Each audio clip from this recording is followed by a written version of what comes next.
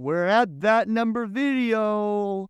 So yes, it is that number video. So let's do Mysterious Destiny. I love the Bayonetta series. I played all 1, 2, and 3 because this baby's on the Nintendo since I've only recently gotten a PlayStation. And I need to still beat Origins, but I wanted to talk about Mysterious Destiny since I really wanted to do the third battle theme, but this theme actually has the most depth, even if it's my least favorite. So, Mysterious Destiny by Helena Noguera. Let's go!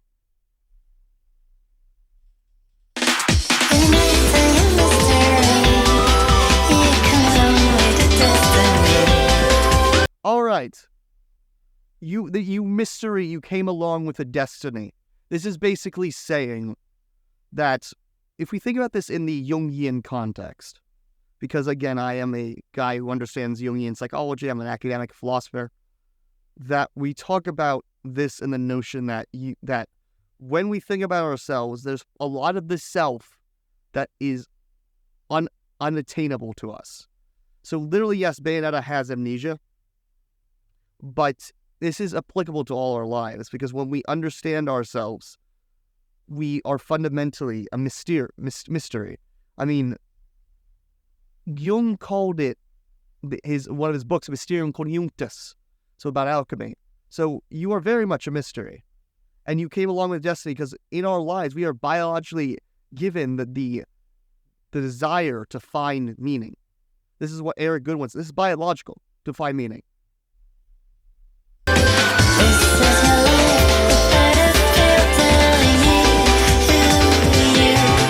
Alright, this is the big line, and then a lot of this is not as important.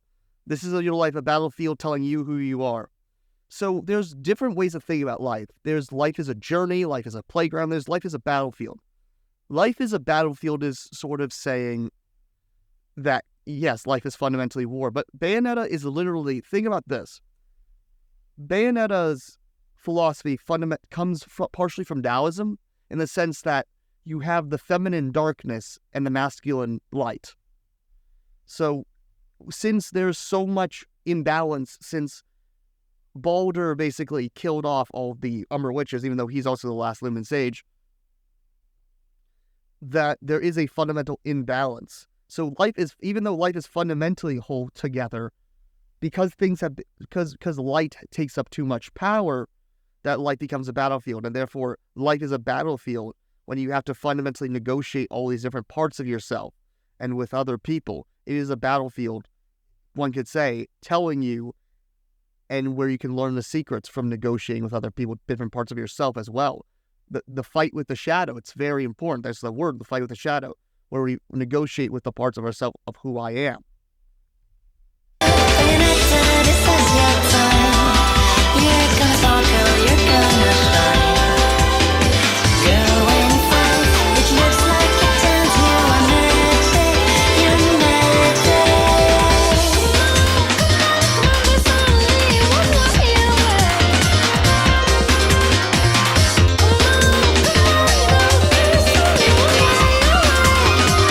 This is a very Jungian, I mean, we could talk about find your one way from Guilty Gear. But basically, yeah, when you, in the Jungian idea, you cannot allow other people to guide you to some other way. You need to fundamentally find things in yourself. One way, it's your way.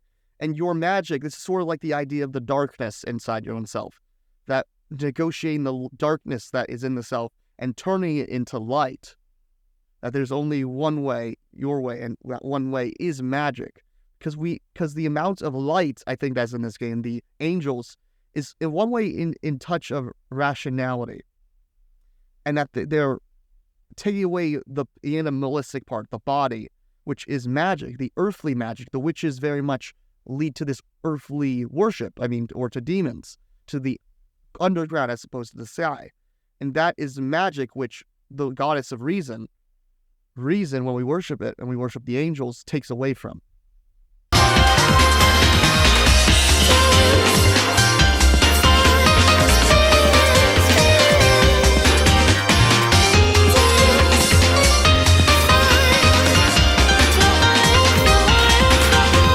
Okay, fly higher.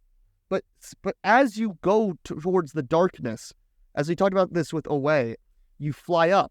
Through being able to negotiate and take the parts of the darkness, she's allowed to go back to the light. She's allowed to be part, because of course, spoilers, she is half Lumen Sage. She doesn't use any of her dark light power. She doesn't have that. She's trained in the dark arts. But fundamentally, she, by beating up the angels, actually just allowing for unity in the world, as opposed to just killing off. She's not just killing off God. She's killing off God for unity.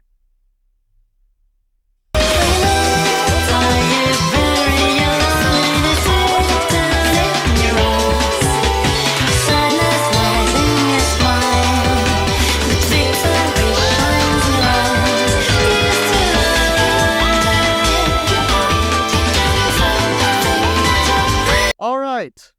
Yes. So, I mean, Bayonetta is a very cool, cold-hearted character, but she very much deep down is the sadness. She doesn't know who she is. She doesn't know what her past is.